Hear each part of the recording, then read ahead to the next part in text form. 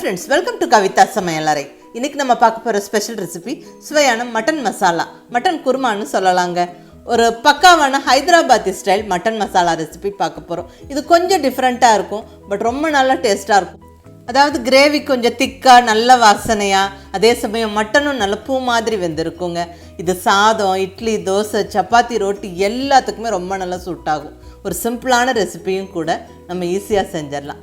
வாங்க அருமையான mutton masala, Hyderabadi style mutton masala எப்படி பண்ணுறதுன்னு பார்க்கலாம். இங்கே 3/4 கிலோ அளவுக்கு மட்டன் எடுத்துருக்குறேங்க. கழுவி சுத்தப்படுத்தி வச்சாச்சு.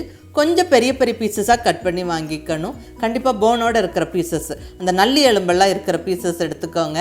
ரொம்ப நல்லாயிருக்கும். மட்டன் நல்லா சாஃப்டாக வெந்து நல்ல ஜூஸியாக இருக்கும். இந்த மசாலா கிரேவியோட வெந்து ரொம்ப நல்லா இருக்குங்க. அடுத்தது கிரேவி செய்யறதுக்கு ஒரு மசாலா பேஸ்ட் ரெடி பண்ணுறோம்.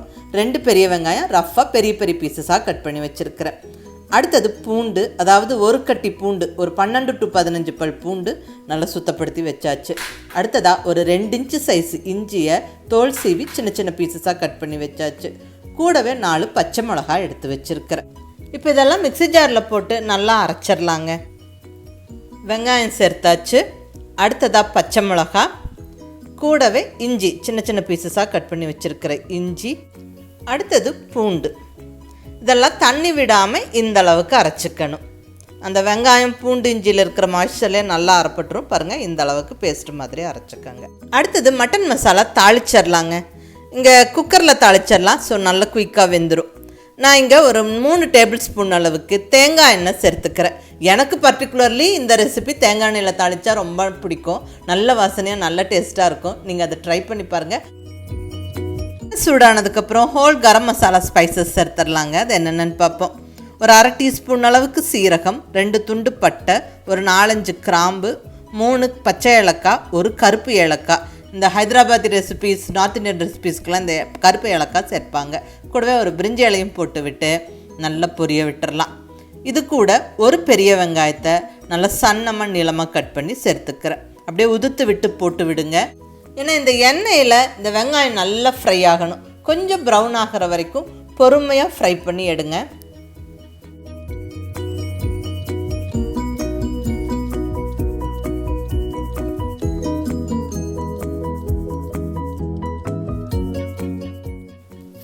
பாருங்கள், இந்த அளவுக்கு லைட்டாக ப்ரௌன் ஆனதுக்கப்புறம் இப்போ நம்ம வெங்காயம் இஞ்சி பூண்டெல்லாம் சேர்த்து அரைச்சி வச்சுருக்குறோம் இல்லைங்களா, அந்த மசாலாவில் தான் சேர்த்துக்குவோம்.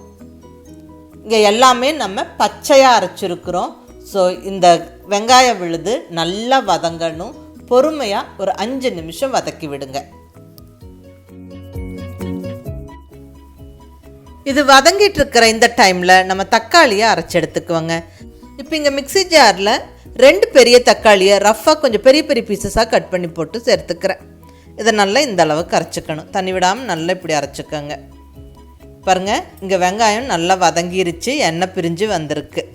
இப்போ இந்த ஸ்டேஜில் நம்ம மட்டனை சேர்த்துருவோம். கழுவி ரெடியாக வச்சுருக்கிற மட்டன் பீசஸை போட்டு ஒரு 2 நிமிஷம் நல்லா வதக்கி விடுவோம். வாசனை நல்லாயிருக்கும் இப்படி வதக்கும் போது.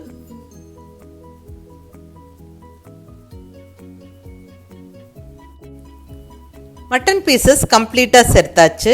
நல்லா ஒரு 2 நிமிஷம் வதக்கி விடுவோம். இப்போ இதில் மசாலா பொடியெல்லாம் ஒவ்வொன்றா சேர்த்துடலாங்க.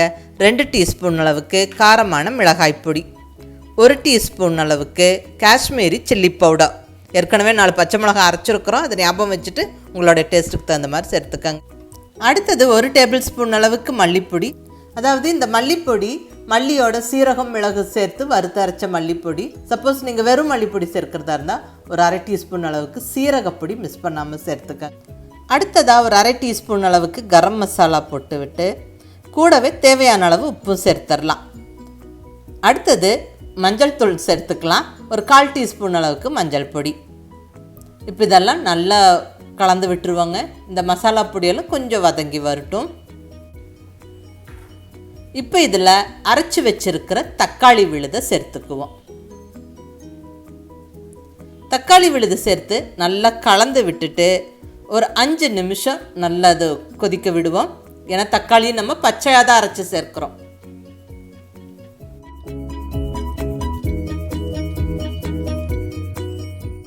நல்லா கொதிச்சிருச்சு. இப்போ இதில் தண்ணி சேர்த்துக்கலாம். நான் இங்கே 1 கப் அளவுக்கு தண்ணி சேர்த்துக்கிறேங்க. நம்ம இங்கே குக்கரில் மட்டன் மசாலா தாளித்து விட்டுருக்குறோம். குக்கரில் விசில் விட்டு நம்ம வேக வைக்கும்போது தண்ணி சுண்டி வராது. மட்டனும் வெந்து வரும்போது தண்ணி விட்டு வெந்து வரும். ஸோ அளவாக தண்ணி விட்டு நம்ம கலந்து விட்டுட்டு குக்கரை மூடி விசில் விட்டு வேக வச்சா பர்ஃபெக்டாக இருக்கும். கிரேவி நல்லா திக்காக இருக்கும், இல்லைன்னா சலசலன்னு போயிடும். இப்போ உப்பு செக் பண்ணிவிட்டு தேவையான அளவு சேர்த்துக்கலாங்க. ஏற்கனவே நம்ம உப்பு சேர்த்துருக்குறோம், அதை ஞாபகம் வச்சுட்டு மீதி உப்பு சேர்த்துக்காங்க. இப்போ 1 கைப்பிடி பொடியாக நறுக்குன்னு கொத்தமல்லி இலை போட்டு விட்டுறலாம். கொத்தமல்லி இலை கொஞ்சம் நிறையா போடும்போது வாசனையும் டேஸ்ட்டும் நல்லாயிருக்கும். அவ்வளோதான், எல்லாமே போட்டுட்டோம். நல்ல ஒரு வாட்டி கலந்து விட்டுட்டு இப்போ குக்கரை மூடியை போட்டு விட்டு நம்ம வேக வைப்போம். நான் இங்கே எடுத்துருக்கிறது LG அல்ட்ரா 3 லிட்டர் குக்கர். பர்ஃபெக்டாக இருக்குங்க. நம்மளுக்கு 750 கிராம் மட்டன் குழம்பு வேக வைக்கிறதுக்கு பர்ஃபெக்டாக இருக்கும். விசில் வரும்போது நம்மளுக்கு தண்ணி லீக்கேஜ் வராது. அது விசில் வரும்போது உங்களுக்கு காமிக்கிறேன். ஸ்டவ் மீடியம் ஃப்ளேமில் வச்சுக்கிட்டு ஒரு 5 விசிலுக்கு வேக வைங்க. பர்ஃபெக்டாக மட்டன் வெந்துடும்.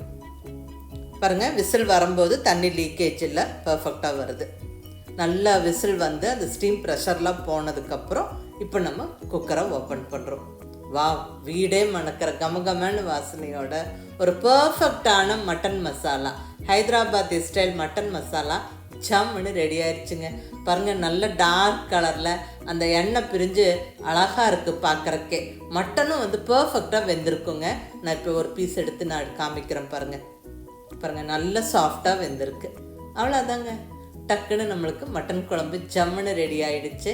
மிஸ் பண்ணாமல் மட்டன் குழம்பு ஒரு வாட்டி இந்த மாதிரி ட்ரை பண்ணி பாருங்கள். நம்மளுக்கு ரெஸ்டாரண்ட்லலாம் பரிமாறுற மட்டன் மசாலா கொஞ்சம் கிரேவி திக்காக நல்ல வாசனையாக, அந்த மட்டன் நல்லா பஞ்சு மாதிரி பூ மாதிரி வெந்திருக்குங்க.